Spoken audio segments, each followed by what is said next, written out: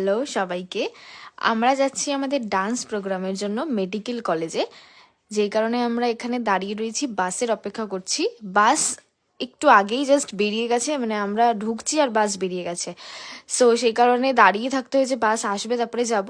তারপরে ভাবলাম অতক্ষণ দাঁড়িয়ে না থেকে আমরা টোটো করে যদি বেলঘরিয়া চলে যাই, ওখান থেকে যে কোনো বাস অ্যাভেলেবেল পেয়েই যাব মেট্রোতে যাওয়ার জন্য। তো সেটাই আমরা করলাম, বেলঘরিয়ায় গেছি, বেলঘরিয়া থেকে যে কোনো একটা বাসে উঠে গেছি মেট্রোতে যাওয়ার জন্য, বরানগর মেট্রো স্টেশন। তো ওখান থেকে মেট্রো ধরে আমরা যাব হচ্ছে পুরোপুরি সেন্ট্রালে নেমে, মেডিকেল কলেজ একদম পাশেই, সবাই জানে। তো এখান থেকে এই যে আমরা সেন্ট্রালে নেমেও গেছি আর যাচ্ছি মেডিকেল কলেজের দিকে, কারণ আমাদের গিয়ে আবার রেডি হতে হবে, আমাদেরকে সাজতে হবে, মেকআপ করতে হবে, ড্রেস পরতে হবে।